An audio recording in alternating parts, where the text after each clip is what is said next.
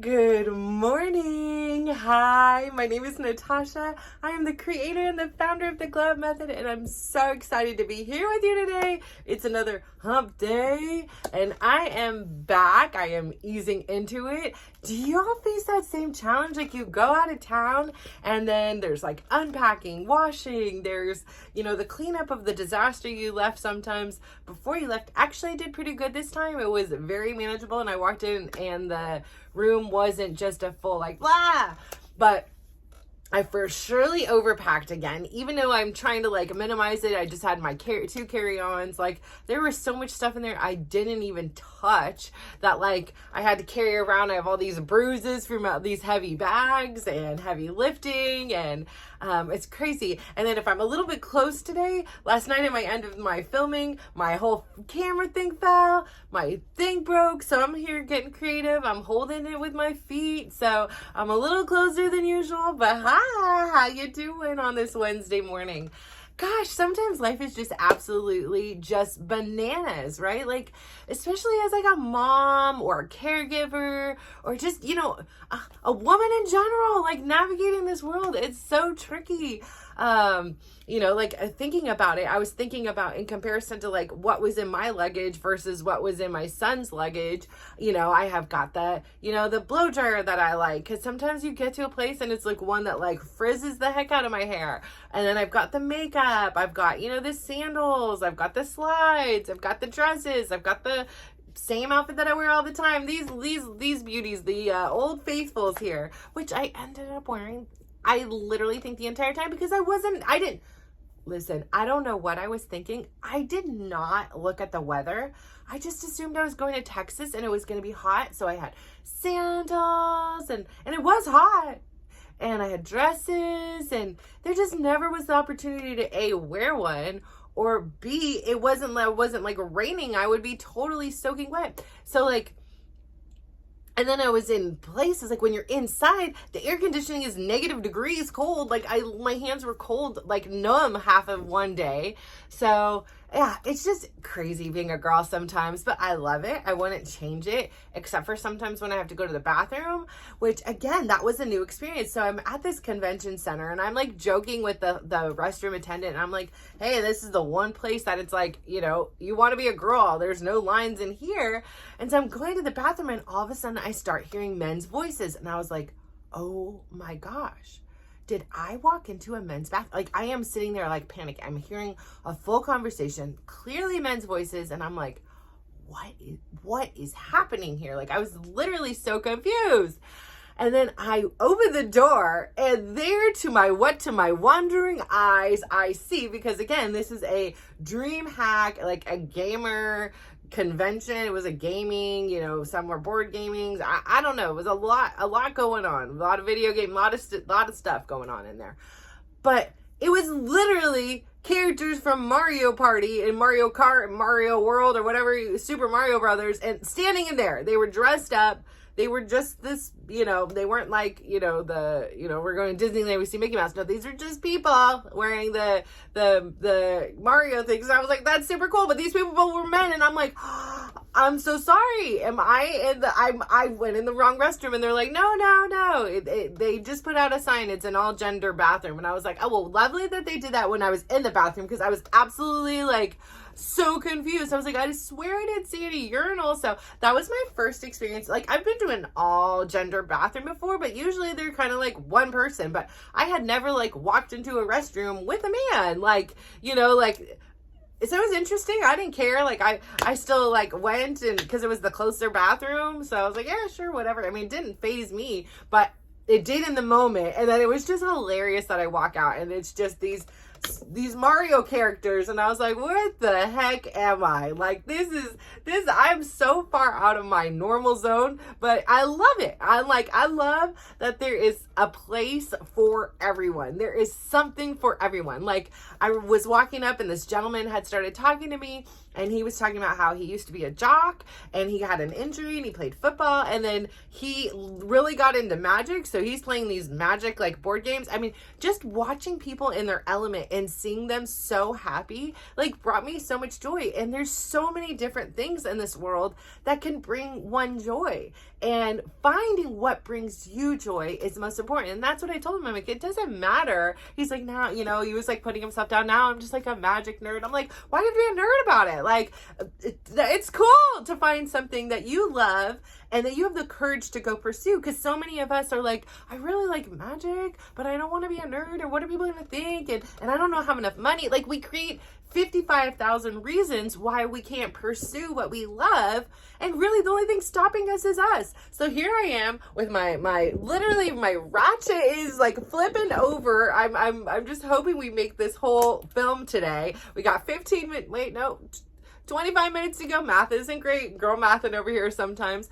And oh my goodness, like it's going crazy today. But I am here doing what I love, talking to you, because I've been you before. That's the whole thing. Like, I can empathize with so many of the things that you're experiencing right now. I can empathize with it. I am a mom. I am a recovering obese, morbidly obese woman. I am somebody who would have felt absolutely out of place in a gym and now feel at home there. I am somebody who was terrified to try to do anything with my, food intake because I didn't want to feel deprived and told what to do and didn't know where to start and couldn't afford the, organic, non-GMO, foods. And I really still like my sweets. No matter what I do, I still really do enjoy treating myself to a treat every day, and so I have been you. I have been a mom who has cried and wept because their child literally almost died in front of them. I've been a mom of somebody who has had kids with really crazy diagnoses, and to figure out how do you navigate through it? How do you move forward? How does something coming at you not get you stuck in the quicksand and just dwell on what that current situation is instead of seeing the possibilities that situation brings you? I am someone who has had great friendships and relationships with my family, and then now have no relationship with them. I'm someone who has a huge heart, but sometimes has a really tough exterior so that heart doesn't get broken. I am somebody who would give up my soul for somebody else. And the funny thing is, on the plane, like, we were sitting there and I'm talking to my son, and then they start doing the whole like pre-flight takeoff, jargon about the masks. And I looked over to my son and I said, you better listen up here, because before, mama would have never done what they're about to tell me to do. I would have put that face mask on you, but I'm going to put it on me first. So you better listen up so that you can get your face mask on faster. Because if not, you're going to have to wait behind me. And that was such a huge moment for me to not only accept it, but to explain to my child that, hey, this person who I have told you, you are in line. There's 4 people tied at first place. And I'm down here at 450th something place. And that was what I displayed to them for all their life. But I want them to know that just as much as I have now become my priority, and not that they're not, but that I am at the top of my list, that I am allowed, I am deserving, I am worthy of putting my own face mask on and taking care of me in order to better be able to even take care of somebody else. I just didn't understand that for so long. And it's still something I bring up a lot because I feel like there's so many of us who don't. I mean, my grandma literally told me, here goes my kids first, my grandkids. So I feel like this is something that is definitely somewhere along the lines we were taught, or we were made to believe that that's the way it is. You have kids and you just sacrifice everything about yourself. For me, I used to, I at this moment, I have no interest in doing so, but I used to always get my hair done. I used to always get my nails done. And as soon as they're born, everything that I did, I gave up. I used to hang out with my friends. And it was I had this belief that in order to be a good mom, I needed to prioritize them. I needed to make them more important than anything else. And I think in some ways it was very kind. Like, it came from a very loving place. But on the same time, if I reflect back to the days of my lives with them, there are times that I'm sure I was resentful and irritated and frustrated. And like, I sat down to eat and all of a sudden a kid was like, I'm hungry. Can I have some? And instead of just saying, I need to eat too, I would be like, here you go, have it. I'm just not going to eat, or I'll go make myself something else. I would just give it up. And then sometimes it would be fine. Sometimes I'm like, yeah, happy, here you go. Actually, you take it. I'll have something else. Like, I really didn't want whatever. But there were those times when it was frustrating. Like, it was like, I in a way, and it sounds so harsh, right? Like, but I like resented the fact that like they took what I wanted and really they didn't. I gave it to them. I chose to do that. I chose to prioritize them over them. So having that awareness now and that practice for these last 2 years, that it is not selfish to take care of me. Like, nobody's out here taking care of me but me. And so if I'm just taking care of everybody else, which happens to be, I have a lot of kids, right? I have a business, I have a spouse, kind of, sort of, halfway, not really anymore, but whatever, I have a partner-ish, or I have had one, like, I have friends, I have communities, like, I have a lot of things going on. And I was just so giving of everything, volunteering, here's this, take this, donating, whatever it is I could do. And it really distracted me from seeing the effects on me. Especially my uncle and my aunt were alive, and I adore them. I love them. I am so grateful that on the days and times when my mom chose to not be a part of my life, and my dad also chose because he had to work, right? Like, so, but in life, these are choices. And he would send us away, that they were there to step up and help me. And then that those were some stable relationships I was able to cultivate throughout my life. It was a different perspective. They were very different than my dad is. And it was interesting just to see the world differently, and that there is another way, like there are alternative ways of living. And I'm not saying one way or is another or is better. It just made me open my mind. It made me aware that like life can be, forged through in so many different ways. But then because they were kind to me, right? Like I said, here it is. Like that's my kryptonite, is like somebody is kind to me and I'm like, oh my gosh, I will give you anything. Like I will sit here and brainstorm. How can I help your business? How can I help you grow? How can I help your education? Like if you are kind to me, I will give up my soul without you asking, without you expecting, without you wanting. It doesn't matter. It's just something that like, and for me, I just want to do this act of service and just say, you were good to me. I want you to feel how great it feels for somebody to be good to you. And so, when somebody is kind to me, I then have this obligation feeling to be kind in not just a normal kind sense, but in this extreme kindness way. And maybe there's a part of me that is so longing to keep that relationship that it's like I'm desperately doing whatever it is to maintain it, and then therefore maintaining the kindness. I don't know, haven't done a deep dive on that one. It could come up sometime. But anyways, when the point is when my uncle and my aunt were alive and they were facing major medical things for years, I became like their daughter. I was, the person who was there. And it was, in hindsight, it was at this time that was a very critical time for my kids. A very, there's 4 of them. There's only 2 of Chris and I. They're all in activities. They're all in school. But I gave so much of my time. So it would be like, get up, get the kids to school, get to my uncle's. And I was going daily. Eventually, sometimes it would turn to weekly. And sometimes I'd be like, okay. But for the majority of it, it was daily or a couple days a week.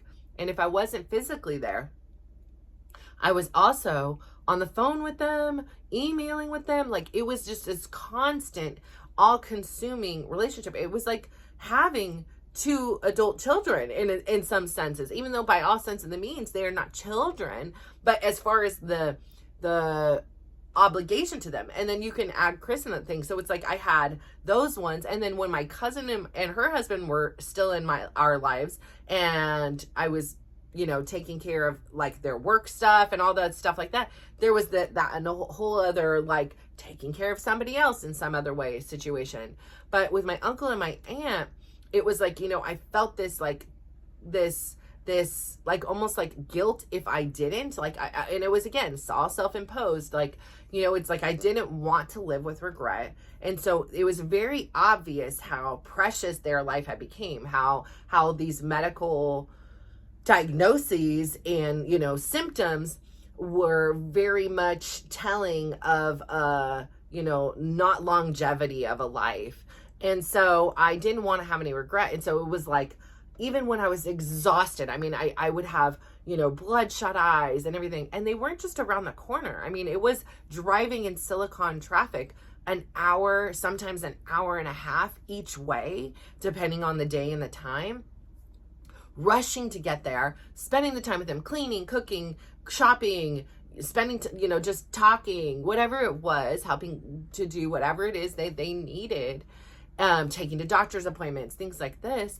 It really just, I was so in the rat race of it. I was so in the thing, like, and even when I drove home, I didn't give myself time to think. I'd either blast the music, listen to an audiobook. Sometimes I would on a very rare occasion just reflect on what had just happened, or be already thinking about how I need to now show up when I go pick up my kids from 1, 2, 3, 4 schools. My kids aren't big drivers, so it's picking them up 4 different times, 4 different schools sometimes. And it was, you know, getting them home. It's, you know, strategically planning what's for dinner, where am I going to go shopping? Like, how am I going to get them to each one of their activities this afternoon? You know, what homework support do they need? Like it was so much, that I couldn't even come up for air some days. And it was just, even if there was a moment of silence and I wasn't going and the phone was now ringing and somebody else wanted me, it just felt like I just was here just to give everything to everybody else. And it was just, I was giving so much more than I had. Like when I started this self-care journey, I mean, I wasn't even just I didn't have anything. I was like literally in a deep well, in a deep dark hole of negative. Like I was in the bank in the red. It was like negative $10 million, because it was like, there was just nothing, that I had to like slowly build myself back up. And you know, I remember my uncle was still alive and my aunt had passed away. And so obviously even his demands of me became even more increased. He needed somebody there, you know, he needed things differently. And then it was just, sometimes it was just so much. And I really didn't know how at that time, or feel like I was worthy of, or gave myself permission to communicate that. I think I didn't also know. And so like, you know, it would be like some days he would call me like 30 times in a day, and it would be like, I've already talked to you for 3 hours today. I haven't gotten any of my other things done. And I would just not say anything about it, but I would feel so exhausted. I would feel so overwhelmed. I would feel so tired. And, you know, finally, I think it was, you know, a little bit while he was alive. And then really, again, after he passed away, was this, you know, awareness, this awakening that allowed me to see the world in a way that very different than I had.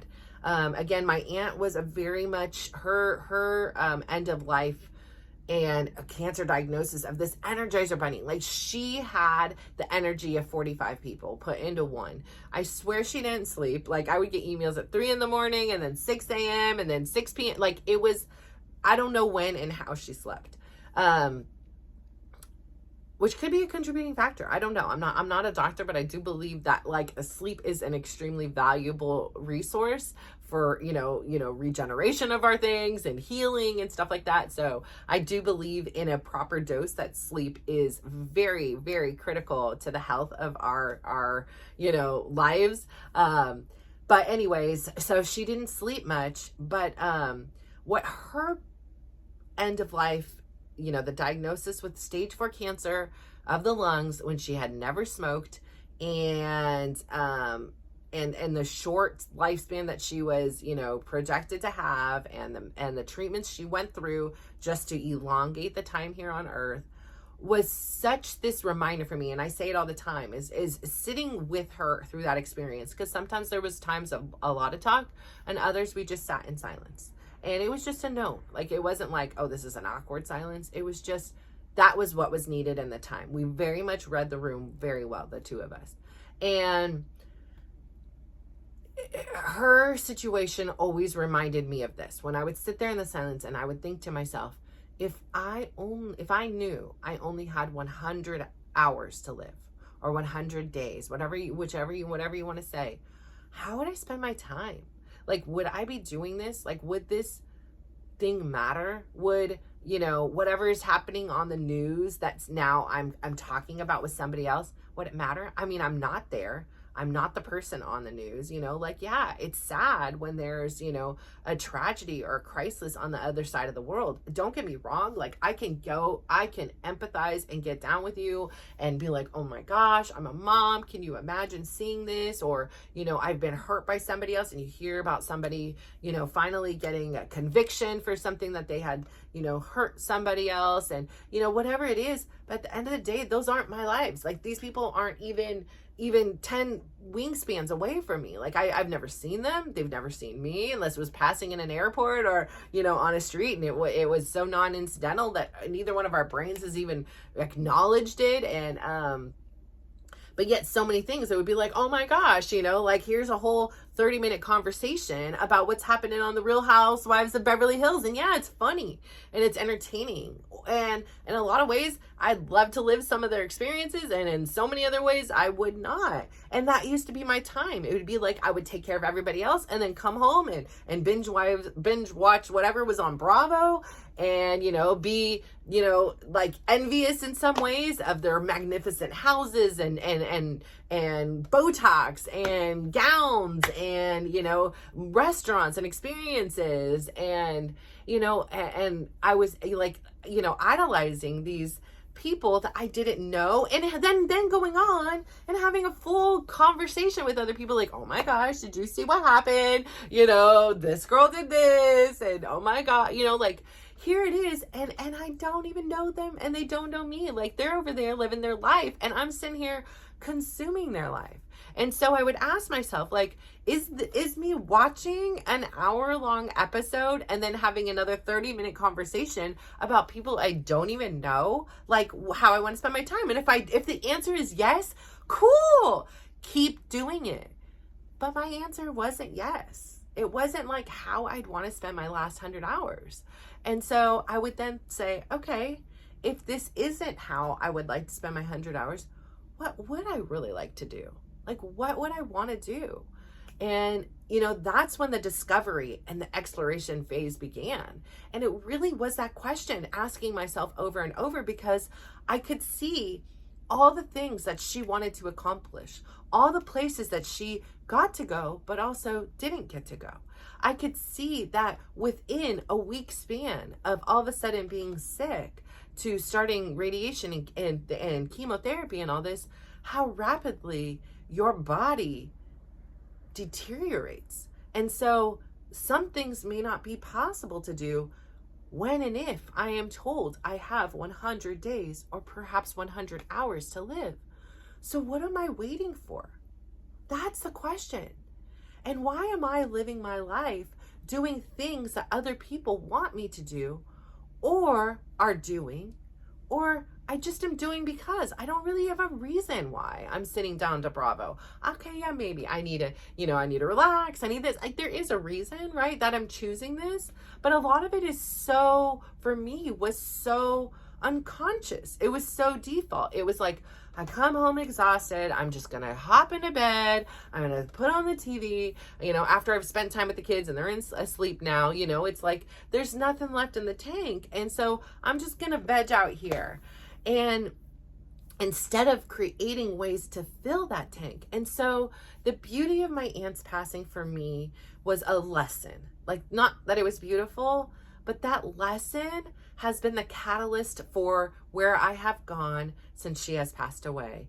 And now, I mean, it's hard to fathom, right? So she died right before the pandemic hit, which again, I was like, oh my gosh, she would have totally like, oh my gosh, she would have like in so many ways like dug it, like for the fact that like she was prepared and all this. She would have gone absolutely bananas and figured out every single loophole on how to get out. Like there was no containing her. She would have been very, concerned about her mom because her mom was in a skilled nursing facility. Like it just would have been interesting because she was always like a planner. Like she was always ready for like, she had stockpiles of food and groceries. Like she would have been so proud of herself. So like, see, this is why we have all this, like everybody wondered and I'm prepared. I'm not over here worrying and running the store. So she, in some ways she would have like totally loved it. But anyway, so she passed away October of 2019. Here in my home.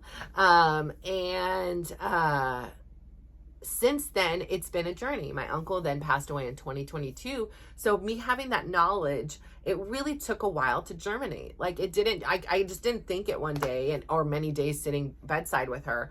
And then all of a sudden action took place. No, it just kind of needed to germinate. I needed to plant that seed and really like take root and then kind of see how the universe and life gave me all these reminders of how precious life is and how precious my life is, because in so many ways I felt disposable. I felt unworthy or like I'm a bad person if I put on my face mask worse. Like how like a terrible mom would do that. Who would do that? And the truth of the matter is that I had it so wrong.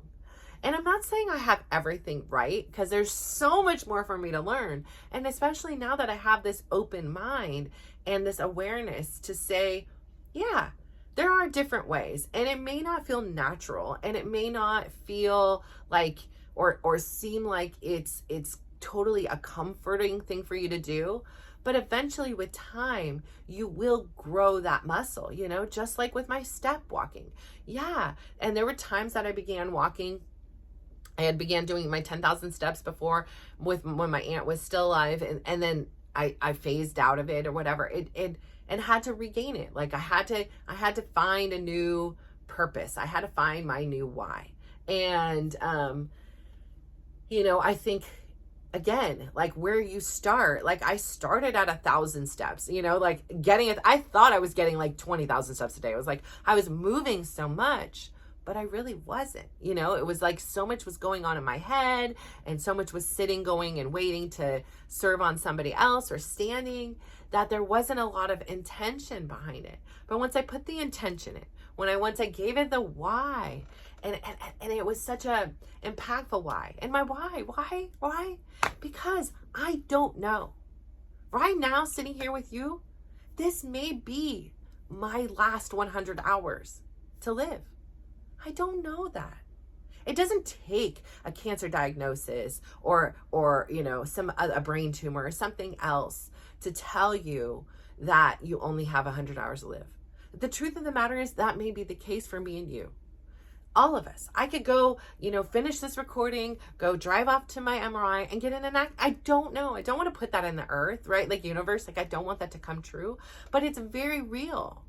And in some ways reminding myself that kind of wakes me up instead of saying, okay, so instead of today, like if it is today, what things are going to make you the most proud? What things are you going to be the most grateful that you did do? I told my kids I loved them. I got the things I wanted to get done for the day. Like I did the things, I read the books that enriched me. I listened to, like this morning, I listened to courses that educated my mind on topics I wanted to learn about that were really, really above me, but I really was interested and I'm really passionate about this. I really do think that they're great tools to integrate into my life and lifestyles. So I'm going to challenge myself to do that. Those are the things that I want to do. It's not getting up and going and sitting in office and doing somebody else's life and working to support somebody else's dream 9 to 5 and then trying to find time in there to be a good mom, to be a good human, to be a good me, and to give myself, the things I need. No, it is very much about discovering what it is that I love, and sharing that with the world and finding people to connect with and make my dreams also possible while making their dreams possible. We all have like shared interests or passion. So I'm here to say my whole purpose for this talk today is to say, I know exactly what you feel. I know what you feel. I have been you. I can empathize with so many things. And I'm here because I really want to teach you and I really want to share that whatever it is you want, it is possible. It is okay.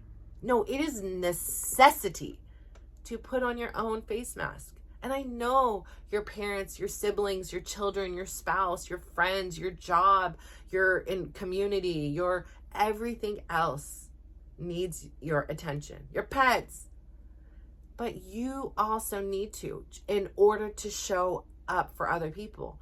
And once you start doing it and you start using that muscle, you slowly start to feel like, hey, yeah, this makes sense. I get it now. What everyone has been saying, what those 1% of people out there have been telling me.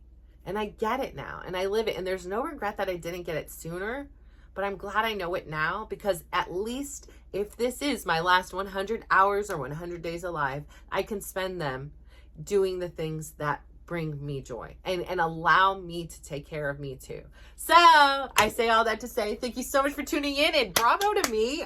The camera didn't fall, so I'm gonna be hopping on Amazon like soon. Hopefully today. I've got a crazy day, gotta go do an MRI and all this stuff like that. But and I am just really glad that you are here today. And I really appreciate you, because I know out of all the places in the world and of all the things that you could be doing, that you chose to spend this time with me is huge. I believe in you. I think you are incredible. I am so happy to be a small part of your life.